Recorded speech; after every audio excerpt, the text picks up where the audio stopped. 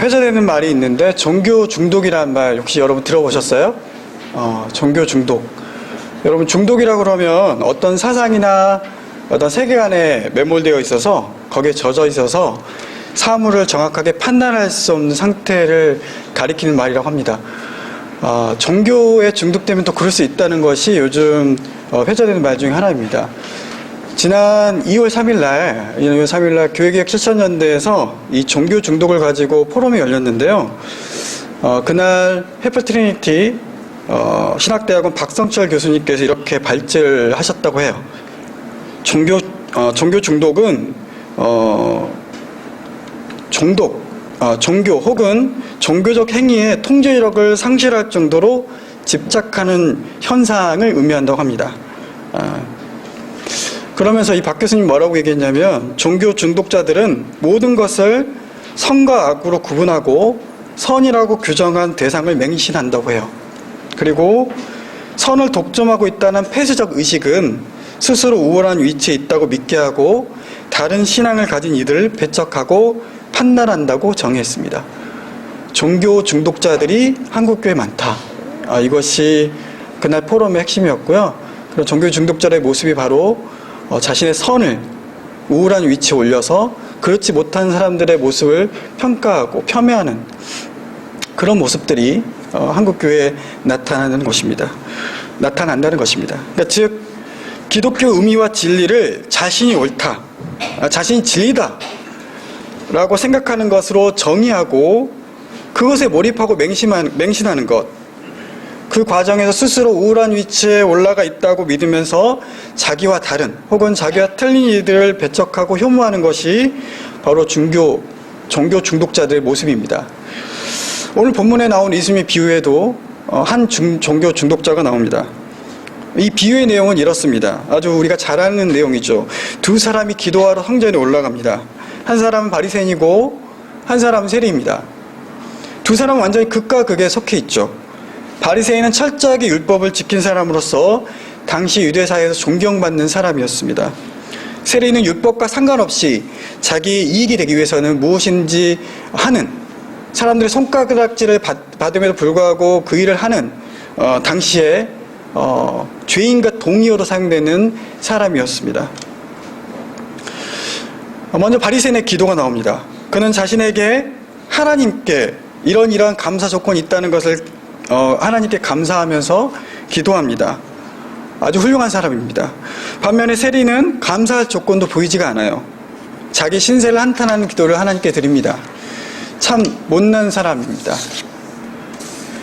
우리가 이렇게 비유를 읽으면 여러분 어떤 생각이 드십니까? 이런 비유를 읽으면 우리는 이미 정답을 알고 있죠. 저렇게 뻔뻔한 바리새인이 아니라 겸손한 세리로 살겠다는 것이 우리의 다짐입니다. 이 비유를 말씀하신 예수님도 14절에서 바리새인이 아니라 세리가 의롭다 하심을 받았다라고 하시면서 이렇게 결론을 내리시죠. 무릇 자기를 높이는 자는 낮아지고 자기를 낮추는 자는 높아지리라. 이런 말씀에 근거해서 우리는 자기를 낮추면서 살아야 한다고 다짐합니다. 그런데 그게 참 말처럼 되지 않는 게 쉽지 않다. 그것을 우리가 번번이 깨닫습니다. 어느 순간인가 우리도 알게 모르게 우리를 높이고 있습니다.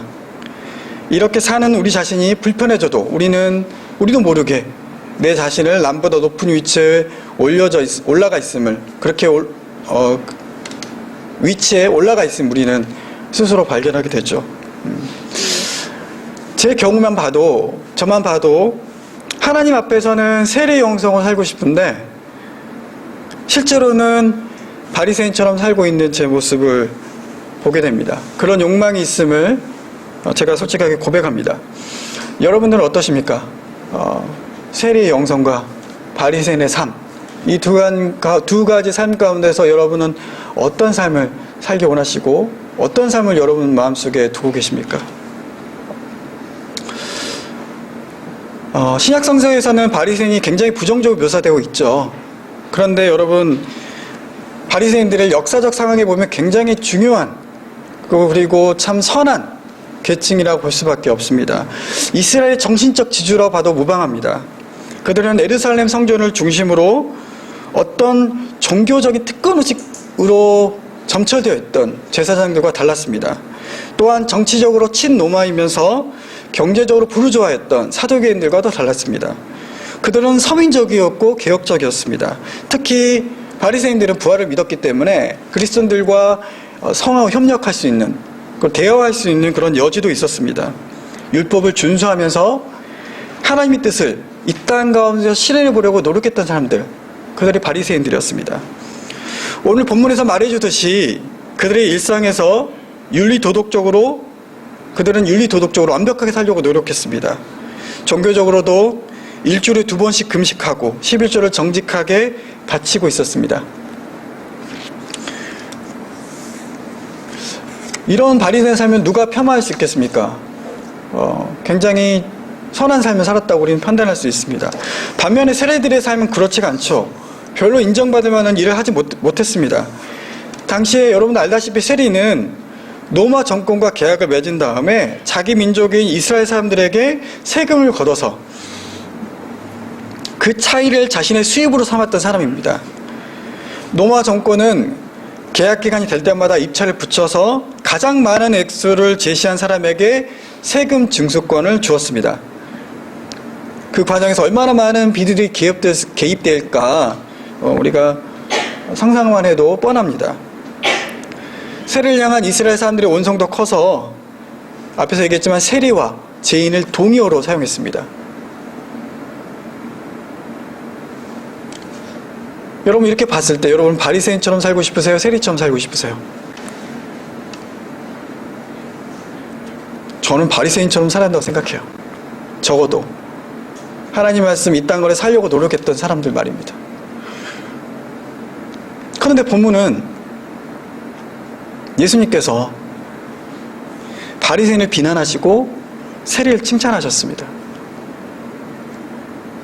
당시 예수님의 이런 평가는 그래서 바리새인은 물론이고 모든 유대인들에게 동의를 얻을 수 있었을까라고 질문할 수밖에 없습니다. 당시 상식에 맞지 않는 말씀을 하셨기 때문입니다. 그래서 이 말씀을 우리가 정확히 이해하려면 의가 뭐냐, 옳음의 본질이 뭐냐라는 질문부터 시작해야 합니다.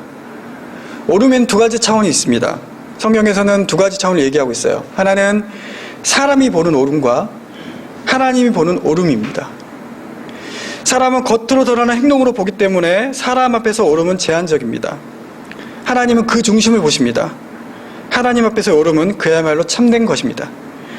본문에 나오는 바리새인의 문제는 바로 그것이었습니다. 율법에 준수에 근거한 자신의 옳음을 절대화한 것입니다. 이런 절대화, 자기만 옳다는 확신은 본문 9절에서 말하듯이 결국 타인을 멸시하게 됩니다. 자기 의를 기준으로 해서 판단하기 때문입니다. 이 바리새인의 기도의 내용을 여러분 다시 한번 보십시오. 그런 11절에서 이렇게 노골적으로 얘기합니다. 11절 하반부죠. 나는 다른 사람들 곧 토색, 불의, 간음을 하는 자들과 같지 아니하고 그리고 이 세리와 같지 아니함을 감사합니다.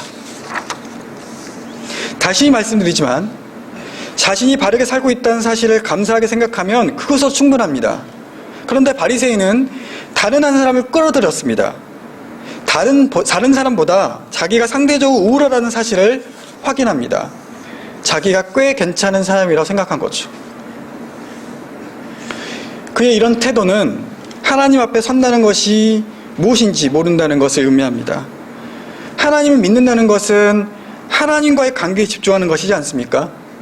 즉 사람이 아니라 하나님으로부터 의롭다고 인정받는 것이 가장 중요하고 그것에 천착하고 그것에 몰입하는 것이 바로 하나님 앞에 선다는 것이죠. 기도한다는 것이죠. 그런데 이 바리새인은 하나님 앞에서 기도하고 있을 때 그의 실제적인 관심은 자기 자신이었어요. 하나님이 아니었습니다. 그는 자신의 옳음을 나는 다르다 라는 것으로 증명합니다. 그가 하나님께 감사한 것은 이 세리와 같지 않음이었습니다. 나는 다르다라는 의식 속에 살아가는 사람들은 늘 남과 자신을 마주 세워놓고 비교합니다. 그를 몰아내는 것은 경쟁의식입니다. 남들보다 내가 더 뛰어나야 한다, 더 옳아야 한다라는 것이죠. 제가 앞에서 얘기했지만 종교 중독자들의 모습을 생각해 보십시오. 자신의 옳음을, 자신이 선하다는 그 이유로 인해서 다른 사람을 배제하고 혐오하는 모습입니다. 하나님 앞에서 옳음 따위는 중요하지 않습니다. 나의 옳음이 중요하고 그 옳음의 근거를 다른 사람의 모습을 통해서 자신의 옳음을 증명하고 있다는 것이에요. 여러분, 이런 사람이 선한 행동을 합니다. 착한 일을 해요. 근데 이 선한 행동, 착한 일의 결과는 무엇이죠? 그것의 목적은 무엇입니까? 자기 만족인 거예요. 내 만족을 위해서 선행을 하고 윤리적인 행동을 한다는 것입니다. 그런 상태로 우리가 아무리 율법을 지키고 선한 일을 한들 하나님 앞에서 인정받을 수 있겠습니까? 저를 포함한 우리 모두가 자기를 의롭게 여긴 바리새인처럼 살고 있다는 사실을 인정할 수밖에 없습니다. 우린 늘 끊임없이 누군가를 비교합니다. 그리고 상대적으로 우월함을 두고 우리는 참 만족해합니다. 타인을 혐오하면서 그들을 분리하면서 우리는 우리의 옳음을 드러냅니다. 그렇게 살도록 세상 우리를 유혹하고 있습니다. 악한 세력의 힘입니다. 그 유혹에 넘어간 우리들은 하나님의 형상을 서로 파괴합니다. 오늘 한국교회와 그리스도인들이 이런 유혹 앞에서 넘어지고 쓰러지고 있음을 우리는 부인하기는 어렵습니다. 세리의 기도를 다시 보십시오. 그는 바리새인이 기도하는 근처에 오지 못할 뿐만 아니라 멀리 서서 눈을 들어서 하늘을 쳐다보지 못한 채 기도합니다. 가슴을 치며 이렇게 기도합니다. 13절입니다. 하나님이여 불쌍히 여기소서, 나는 죄인입니다. 세리는 실제로 내세울 게 하나도 없었습니다. 그게 자랑 결코 아닙니다. 예수님께서도 실제 세리처럼 살아야 한다고 말씀하지 않으셨어요. 그런데 그는 스스로 의롭다고 여기지 않았습니다. 그는 자신이 하나님의 자비에, 하나님의 긍휼에 의존해서 살아갈 수밖에 없다는 사실을 누구보다 잘 알고 있었고 그것을 인정한 사람이었습니다. 11절에서 바리새인들이 자신의 옳음을 증명하기 위해서 손가락질했던 이 세리를 14절에서 주님은 이 세리가 옳다고 인정하셨습니다. 자신이 옳다고 폄하했던 이 세리를 주님은 이 세리가 옳다고 인정하셨습니다. 여러분, 인정하셨다는 거예요. 그 사람의 행위가 옳아서가 아니라 그 사람의 행동을 보시고 내가 옳다고 인정해 주신 거예요. 주님이 옳다고 인정해 주신 겁니다. 여러분, 그렇기 때문에 우리의 옳음을 인정하는 태도는 하나님 앞에서 아무런 부질이 없습니다. 중요한 것은 우리가 하나님께 옳음, 너는 하나님께 인정받은, 하나님으로부터 옳다고 인정받는 것이 우리가 가장 중요하다고 생각한다면 우리는 하나님께 이렇게 기도할 수밖에 없는 것이죠. 이 세리처럼 말입니다. 하나님의 자비 없이는, 하나님의 긍휼 없이는 살아갈 수 없는 존재가 바로 저입니다. 주님, 저를 불쌍히 여겨주십시오 라는 기도입니다. 그분의 자비만이 우리를 살린다는 것을 우리가 알아야 합니다.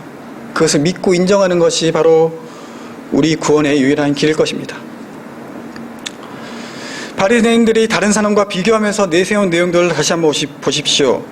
그가 윤리 도덕적인 모범을 보였지만 그것이 얼마나 초라한지는 스스로 잘 알고 있을 것입니다. 모른 척할 수는 있지만 피할 수는 없습니다. 인간적인 수고와 노력을 통해서 삶의 모양은 바꿀 수 있지만 삶 자체를 바꾸지는 못합니다. 경건한 모양은 흉내는 낼 수 있지만 그 능력으로 살지는 못합니다. 이러한 모습을 주님은 누가복음 16장 15절에서 이렇게 경고하십니다.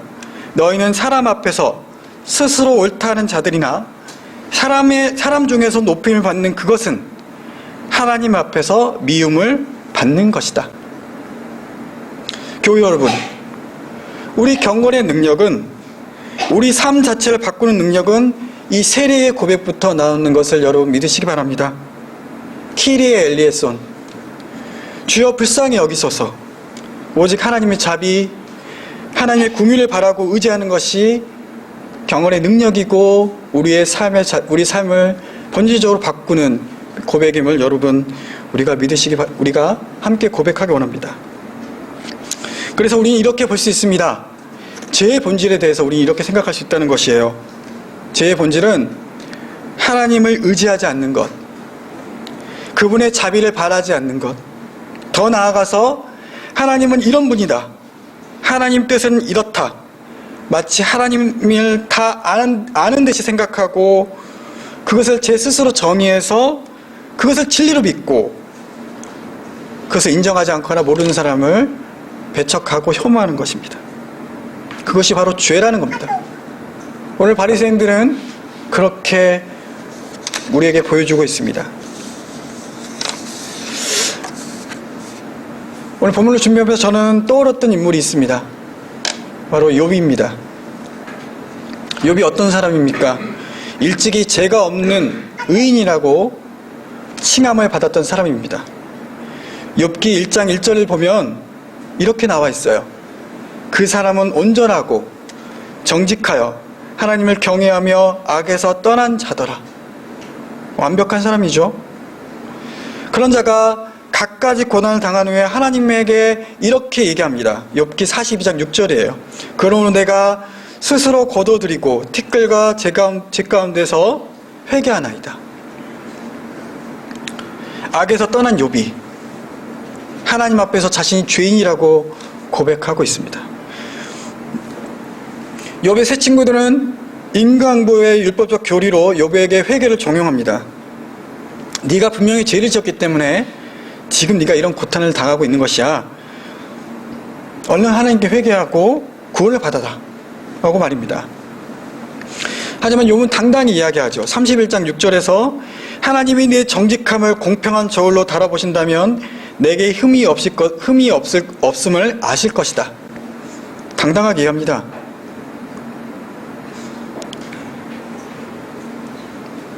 그래서 우리는 이렇게 알 수 있습니다. 욥이 회개한 이유가 욥이 지은 죄로 인해서 회개한 것이 아니라 바로 하나님을 만남으로 그가 회개한 사실을 우리는 알 수 있습니다. 욥기 42장 2절과 3절을 제가 세 번역으로 한번 읽어드릴게요. 주께서는 못하신 일이 없다는 것을 이제 저는 알았습니다. 주님의 계획은 어김없이 이루어진다는 것도 저는 깨달았습니다. 잘 알지 못하면서 감히 주님의 뜻을 흐려놓으려 한 자가 바로 저입니다. 깨닫지도 못하면서 함부로 말을 했습니다. 제가 알기에는 너무나 신기한 일들이었습니다. 욥의 죄는 하나님을 보기 전에는 예측할 수 있는 분이라고 생각했는데 하나님을 보고 나서는 예측할 수 없는 분이라는 것을 깨달았다는 것입니다. 즉 봄으로써 오히려 볼 수 없는 분이라는 것을 깨달았다는 것입니다. 또한 욥은 하나님을 본 동시에 자신의 실제에 대해서 바로 알게 되었습니다. 예측할 수 없는 하나님을 예측한 자신의 모습입니다. 율법적이고 도덕적인 삶으로만 하나님을 예측했던 자신의 모습을 욥은 보게 된 것입니다. 그래서 여러분, 이 세례의 고백, 세례의 기도, 주님 나를 불쌍히 여기소서라는 고백은 하나님이 어떤 분인지 아는, 하나님 직접 만날 때만이 할 수 있는 기도라는 것을 우리는 알 수가 있습니다. 욥이 하나님을 봤을 때 자신이 죄인이라는 걸 고백했던 것처럼 마치 주님 나는 죄인입니다, 나를 불쌍히 여겨주십시오라는 세례의 기도 또한 하나님을 직접 만났을 때, 하나님 앞에 바로 섰을 때 나올 수 있는 기도라는 것입니다. 우리가 하나님 앞에서 어떤 존재인지를 안다면 우리의 옳음, 우리의 선함, 우리 진리 대신 우리는 하나님의 옳음, 하나님의 선함, 하나님의 진리에 대해 우리는 추구할 것입니다. 그리고 그 시작은 우리가 주님의 자비가, 주님이 긍휼이 필요하다는 존재라는 것을 인정하는 데부터 우리는 시작할 수 있습니다. 바리새인들의 문제는 다른 사람과 비교함으로써 자기 만족을 얻으려고 했기 때문에 입으로는 하나님께 감사한다고 했지만 실제로는 하나님에 대해서는 관심이 없는 사람입니다. 그는 의롭지 못한 사람입니다. 오히려 불쌍한 사람입니다. 반면에 세리는 자신의 존재 근거를 하나님께만 두었습니다. 하나님과의 관계에서만 자신의 삶을 이해했습니다. 하나님의 자비에 절대적으로 의존했습니다. 세상의 모든 것으로부터 해방되었습니다. 그래서 그는 영적으로 행복한 사람입니다. 영적으로 만족함을 얻은 사람입니다. 즉 하나님 앞에서 옳다고 인정을 받은 사람입니다. 여러분, 이것 말고 우리 인생에서 중요한 것이 더 있겠습니까? 말씀을 정리합니다. 사랑하는 교회 여러분, 오늘 바리새인의 신앙과 세리의 신앙이 분리된 것처럼 오늘 본문에는 우리에게 나타나지만 실제로 우리 생활에서는 그들이 분리되지 않다는 것을 알 수 있죠. 바리새인의 모습과 세리의 모습입니다. 저는 오늘 본문의 청자가 바리새인이 아니라 자기를 의롭다고 믿고 다른 사람을 멸시하는 자라는 표현이 깊게 다가왔습니다. 예수를 따르는 제자 중에서 이런 모습이 있을 수 있었다는 것입니다. 그것을 구체적으로 보여준 이야기가 오늘 본문 15절에서 17절까지 이야기입니다. 사람들이 자기 아이들을 예수님께서 만져주시길 바람으로써 데리고 나옵니다. 근데 제자들이 그걸 보고 꾸짖습니다. 아마도 제자들 생각에는 이 어린아이가 예수님을 만날 수 없다고 생각했던 것 같아요. 당시 어린아이는 사회적 약자이죠. 온전한 인간으로 대접받지 못한 존재들입니다. 여성과 아이는 그렇죠. 제자들은 자신의 옳음으로, 자신의 생각으로, 자신의 진리로 이 어린아이는 예수님께 올 수 없다고 생각했던 것 같아요. 그러자 예수님은 그 어린아이를 기꺼이 불러 가까이 하시고 제자들에게 이렇게 말씀하십니다. 어린아이들이 내게 오는 것을 용납하고 금하지 말라. 하나님 나라가 이런 자의 것이다 하고 말입니다. 그리고 연이어 말씀하세요. 내가 진실로 너희에게 이르노니 누구든지 하나님 나라를 어린아이 같이 받아들이지 않고서는 결단코 거기에 들어가지 못하리라. 어린아이와 같이 받아들이지 않는 자가 하나님 나라에 갈 수 없다. 다시 말해서 어린아이와 같이 받아들인 자가 하나님 나라에 들어갈 수 있다는 것입니다. 여러분, 어린아이는 어떤 사람입니까? 어떤 존재인 것 같아요? 전 앞에 있는 세리의 기도와 연관지어 생각해 보면 절대적인 신뢰와 도움을 바라는 자입니다. 사회적으로 정말 불안정한 존재이고 인정받지 못한 존재이고 사람들로부터 정말 소외당한 존재이지만 그 존재로부터 자신이 옳음을 증명하는 그런 사람이 아니라 하나님으로 도움을 바랄 수밖에 없는 사람. 마치 어린아이가 부모님으로부터 절대적인 신뢰와 도움을 바라는 존재인 것처럼 하나님께 옳다고 인정받는 사람은 하나님 앞에서 절대적인 신뢰와 도움을 바라는 자, 그런 어린아이와 같은 자가 하나님 나라에 들어갈 수 있다는 것입니다. 그것이 바로 자기를 낮추는 삶이 아니고 무엇이겠습니까? 아무리 우리 신앙이 깊어진다고 해도, 아무리 성숙해진다고 해도, 신앙생활 오래 한다고 해도 남과 비교하면서 자기를 내세우는 마음을 완전히 없앨 수는 없을 거예요. 솔직한 제 마음입니다. 모두 동의하실 거예요.